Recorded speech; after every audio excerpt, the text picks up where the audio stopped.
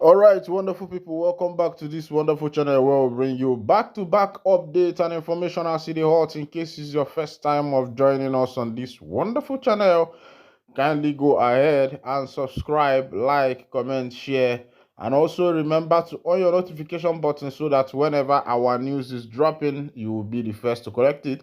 Let's go down to the news proper as City Hot. You don't share for the Obodo for Imo State, the governor of Imo State. Hope Uzodimma Uzodinma has declared 72 hours clampdown on all bus Imo commercial buses. So if you dey drive bus Imo for that empire of Imo State, make you just dey careful. No say your governor don declare 72 hours clampdown on bus Imo. But according to him, he said that those ones clamped down have been declared on are the ones that have tinted glass. So if you are driving a commercial bus and your bus have tinted glass, now if you say you don't enter into the hand of the government, as people they bamboozle and question, they ask some governor why. He said, it's because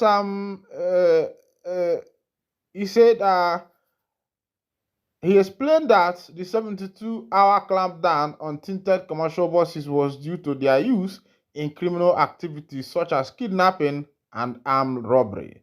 In a statement released through his chief press secretary, Oguwike Nwachukwu, the governor said the decision followed intelligence report on the operation of criminal syndicates using these vehicles. The directive issued on Wednesday night give all commercial bus drivers in the state 72 hours to remove tinted windows or face legal consequences. According to the statement, Governor Hope Uzodimma has approved the clampdown on all tinted vehicles used for commercial activities in the state following reports of their involvement in criminal acts. Most notably, commercial buses with tinted glasses have been linked to crimes such as kidnapping, armed robbery, and hit and run incidents. They to curb the rising crime, Uzodimma directed security agencies to work with designated government officials to enforce the directive. Defaulters will be prosecuted if they fail to comply within the 3-day grace period. All right, 72 hours is 3 days. So if you dey for Owerri, they drive commercial bus. If you dey for Imo State, they drive commercial bus. And na tinted glass now you dey use. Now if you say your name, now if you say you don't enter fire be that too, and they go fry you like crayfish be that. All right. I say make I commend the governor on that one. Because if person do the one way good, we go commend them all. If you do the one way bad, we go still talk about you. Recently, there has been a lot of things in Imo State, a lot of things happening in Imo State, a lot of issue of Ndin kidnap and the rest of them. We have issue of a young boy who testified how he entered even not only commercial buses now, even some private cars are even doing it. There is a boy that testified how someone wanted to give him work, or these Obama people. Of course, if you are from this side, you know what is Obama. Obama are those liberal workers that usually stand along the road. They have mason among them, they have carpenter, they have iron bender, they have all manner of work for when it comes to building. So people usually come and pick them up to go and work for them, and most times you see them rushing when they see a car stopping. So according to one of the boys, he said that one man like that contacted him to come and work for him, and unknowingly for him, they were kidnappers. And when he entered their vehicle, they placed a red hanky on his nose. It happened that he slept off until he saw himself in an unknown place.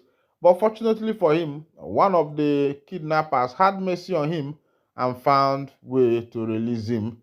And that was how he was able to escape and started telling the story to others. All right, Mazen Nandekano warns against manipulating opinion ahead of his April trial. Let's go down to that information. The leader of the indigenous people of Biafra, Mazen Nandekano, has warned the federal government of Nigeria against manipulating public opinion ahead of his alleged terrorism trial on April 29th, 2025. Kano, currently in the custody of the Department of State Security Service, is being tried over alleged terrorism. He was renditioned from Kenya to Nigeria in 2021 in a manner alleged to have violated international laws and conventions. Kano had traveled to Kenya as a British citizen. Kano's warning was announced via the X of his special counsel, Barrister Aloy Ejimako, which was made available to the Whistler on Thursday. Entitled Update on Nnamdi Kano's case, Kano said the alleged detention was the latest effort to deflect attention from global campaigns for his release. Quoting Ejimako, Mazi Nnamdi Kano met with his legal team to address the Nigerian government's alleged attempt to manipulate public opinion ahead of his trial on April 29, 2025. Onyendu MNK highlighted concerns over deliberate efforts to falsely link the indigenous people of Biafra to fabricate raids in Imo and Anambra, describing this as a state-sponsored tactics to deflect attention from global campaigns for his release.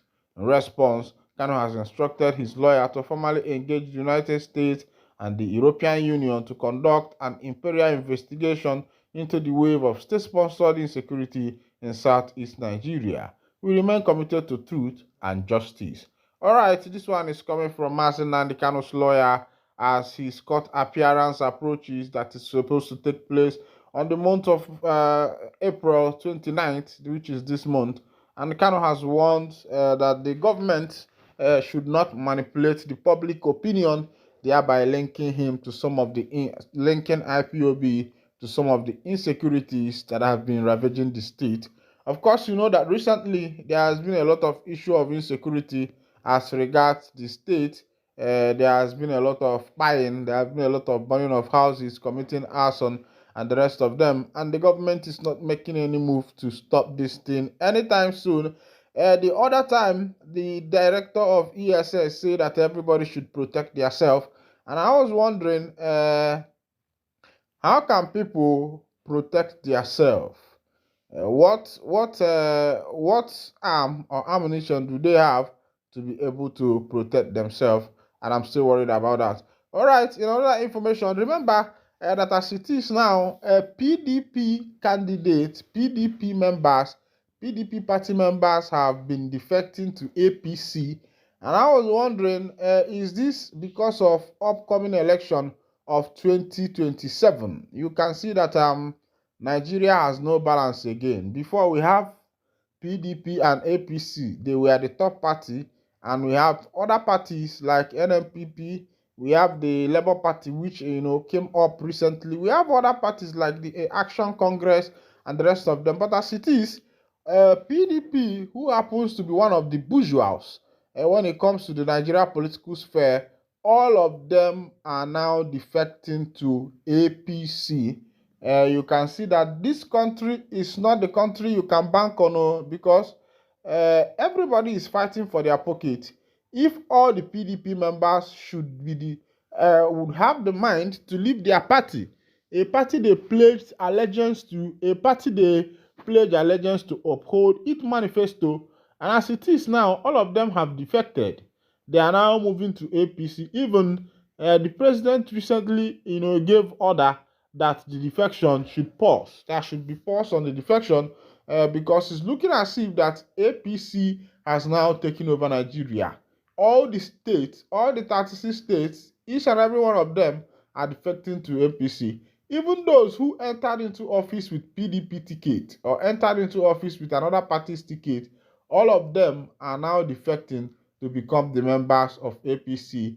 But we know that man no be God, man no be God, man no be God. We have seen Chukwu Kabiama, we have seen God Almighty reason most times for the cases that concerns Nigeria, and as it is, since these people have decided to treat this nation and its citizens this way, thereby having no one to defend them, doesn't sleep. They are always there to find fault. They are always there to make sure that they tarnish the image of Umuchukwu. But Chukwu Okike Abiama will not allow them. Meanwhile, let me read out that news for you. It's just for reading sake so that you can see what the enemy of Umuchukwu is planning for them.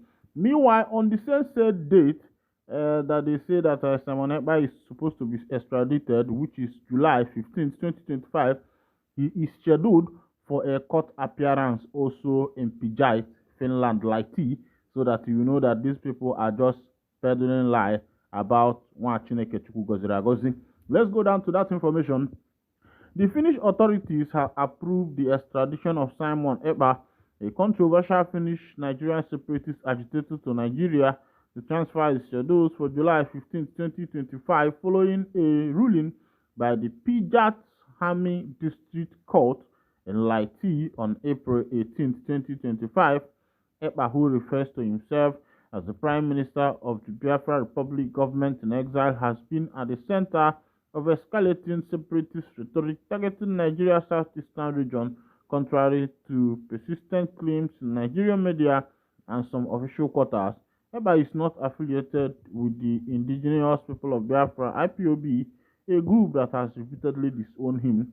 We don't understand why the Nigerian government and media continue to tag him as a leader of a faction of IPOB. That is pure misinformation and deceptive, an IPOB spokesperson stated. Simon Ekpa runs his own network. Even in this news, they accuse Simon of being a kidnapper. They also accuse him of being criminal. All right.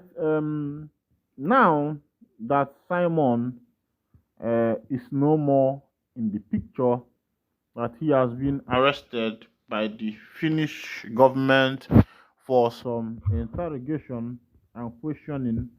The question is, what is now happening in the southeastern part of Nigeria? Who is involved? Who is the one carrying out the act? What happened in also the other time? Who is involved? Who is the one carrying it out? And also, what also is happening in Plateau State today? Who is involved? Who is the one carrying it out? And is this still this same Simon Ekpa that is this still this same Simon Ekpa that is in detention, that is still carrying out the act that is currently going on? One thing is that the evil people in this country does not like good things. The reason why they don't like good things is that they want the citizens to still remain in their bondage of corruption, in their bondage of poverty, in their bondage of destruction, in their bondage of keeping the poor masses to make them suffer. So they don't like people like Ekpa, who wants to liberate their people, who wants to bring light to shine, who wants to cause light to shine among the people. So when they see people like this, they tend to quench their light by all means. All right, there is this information, this throw going on social media, that as Pope Francis has passed away, that is supposed to be Cardinal Arinze, a Nigerian, an Iwo son that is supposed to become the next Pope because he is the next in line. But the question is, people who are peddling this information, can an African man become a Pope in Rome? Of course, you know that most of the popes that we have had so far, they are all Roman citizens. The question is, can an African man become a pope in Rome? And also, why should people be dabbling in what matters that concerns religion? The Catholic people have set their church the way they want it to be running, and they know what they are doing. They know how they want their popery stuff to be. So whether it is Cardinal Arinze or the new pope, the new man they are bringing on the picture that is supposed to succeed the late Pope Francis. They are the one who knows. I believe that the Catholic Church is a well-organized church. Let's go down to that information. Now, the Vatican is presenting someone named who is Cardinal Kevin Farrell, the acting head of the Vatican. When the world learned of Pope Francis' death on Monday morning, an Irish-American cardinal, little known in the wider world, was the one to break the news. After announcing that the Pope had returned to the home of the father, Irish-American Cardinal Kevin Farrell took on one of his biggest roles yet, the Camerlengo, or the person who runs the Vatican after the death of a resignation of a pope. Pope Francis nominated the cardinal for the role in 2019. The cardinal will remain in the position during the Apostolica Sedis vacans, the period between the death or resignation of a pope until the election of the next pontiff. He also will play an important role in the centuries-old ceremonies to mourn Pope Francis. Born in 1947 in Dublin, Ferrer attended the University of Salamanca in Spain and the Pontifical Georgian University in Rome, according to the Vatican. He held roles in churches around the world, serving as a chaplain at the University of Monterrey in Mexico, as well as a parish in Bethesda, Maryland. All told, the 77 years old spent more than 30 years working for churches in the US. Farrell was appointed Bishop of Dallas in 2007 until Pope Francis asked him in 2016 to serve as the leader of the Vatican's new department responsible for the pastoral care of families, raising him to the rank of cardinal. Years after naming him as Camerlengo, in 2023, Francis chose Ferrer as president of the Supreme Court of Vatican City State. He was also named president of the Commission for Confidential Matters. As Camerlengo, Cardinal Farrell will be tasked with making arrangements for the conclave, the process through which the next pontiff is selected. Technically, a Camerlengo can become pope, as has happened twice in history. Giacomo Pesci, Pope Leo XIII in 1878, and Eugenio Peselli, Pope Pius XII in 1939. The cardinal also will preside over the certification of Francis' death and decide to join the people there. Are you joining the army that the future of your children are not secured, even your future is not secured, that when you die, nobody remembers you as a hero? These are part of the things when the government is calling on Southeastern youth to come and join the army. Southeastern youth are youths with promising future. They are hustlers. They want to become something for themselves. So calling them to join the army, that is not like the army in the United States, that when you join, your future and the future of your children are guaranteed, and you are calling them to come and join, my brother, it is a Herculean task. And nobody would want to go there and waste their life, even though they have, named a lot of consequences of Southeastern youth not being part of the army and the rest of them. Yes, all these things are known about, but people are securing their future first. Alright, scores injured in Gombe. Scores also killed in auto crash on Easter Monday. At least 20 people, mostly children and youths, lost their lives in a tragic road accident that occurred on Easter Monday in Biliri, the headquarters of Biliri local government area in Gombe State. This one happened in Gombe yesterday, and that is why we are begging commuters, please take it easy. Take it easy. Take it easy. Take it easy. Because n'ebe onye ọsọ ru onye ije ga-erukwa. You don set Some operatives of Agune Chamber are armed robbers, kidnappers, Sorudo security aid. Oh, say Tiela. The information dropping for our table be say some of the operatives of Agune Chamber security unit, some of them are members of robbers, some of them are also kidnappers. Soludo security aid is the one revealing this thing, that this is what is currently happening. It's not about giving people guns. It's about proper training. It's about proper scrutiny. It's about making sure that these people are doing what you send them to do. Let's go down to that information. The special advisor to Governor Chukwuma Soludo on community security, Chief Ken Emekai, has lamented the alleged infiltration of criminally minded people into the state's newly established Agone Chamber security outfit.